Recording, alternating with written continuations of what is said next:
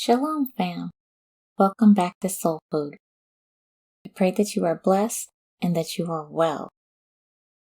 Today we'll be reading Numbers chapter 24, and it is always my prayer that Yahusha, our Adonai's example, continues to be our guide, and that the Ruach HaKodesh puts his words in our mouths and in our hearts, and that we, his people, would honor his word with our actions to give him all the glory today and always.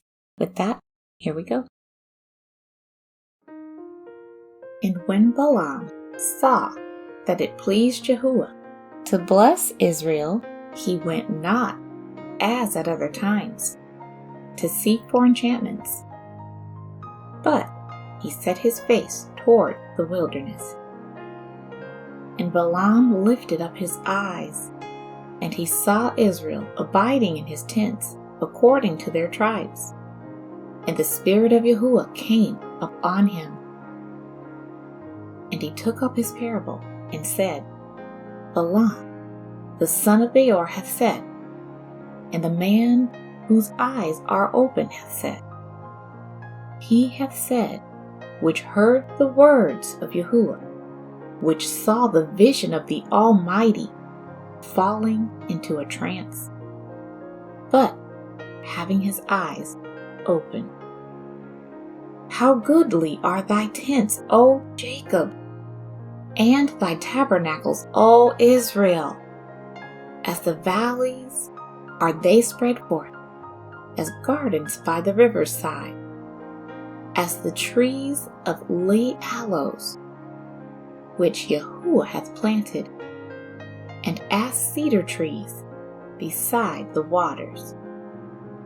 He shall pour the water out of his buckets, and his seed shall be in many waters, and his king shall be higher than Agag, and his kingdom shall be exalted. Yah brought him forth out of Egypt. He hath as it were the strength of an unicorn. He shall eat up the nations, his enemies, and shall break their bones, and pierce them through with his arrows. He couched, he laid down as a lion, and as a great lion. Who shall stir him up? Blessed is he that blesseth thee, and cursed is he that curseth thee. And Balak's anger was kindled against Balaam, and he smote his hands together. And Balak said unto Balaam, I called thee to curse mine enemies, and behold, thou hast altogether blessed them these 3 times. Therefore now flee thou to thy place. I thought to promote thee unto great honor, but lo, Yahuwah hath kept thee back from honor. And Balaam said unto Balak, Spake I not also to thy messengers which thou sentest unto me, saying, If Balak would give me his house full of silver and gold, I cannot go beyond the commandment of Yahuwah, to do either good or bad of my own mind. But what Yahuwah saith, that I will speak. And now behold, I go unto my people. Come therefore, and I will advertise thee what this people shall do to thy people in the latter days. And he took up his parable, and said, Balaam the son of Beor hath said, and the man whose eyes are open hath said, he hath said, which heard the words of Yahuwah, and knew the knowledge of the Most High, which saw the vision of the Almighty, falling into a trance, but having his eyes open. I shall see him, but not now, I shall behold him, but not nigh. There shall come a star out of Jacob, and a scepter shall rise out of Israel, and shall smite the corners of Moab, and destroy all the children of Sheth. And Edom shall be a possession. Seir also shall be a possession for his enemies, and Israel shall do valiantly.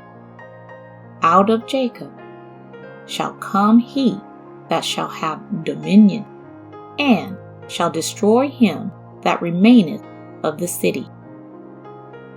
And when he looked on Amalek, he took up his parable and said, Amalek was the first of the nations, but his latter end shall be that he perish forever. And he looked on the Kenites, and took up his parable and said, Strong is thy dwelling place, and thou puttest thy nest in a rock. Nevertheless, the Kenite shall be wasted, until Ashur shall carry thee away captive. And he took up his parable and said, Alas, who shall live when Yahuwah doeth this? And ships shall come from the coast of Hiddim, and shall afflict Ashur, and shall afflict Aber, and he also shall perish forever. And Balaam rose up, and went, and returned to his place, and Balak also went his way.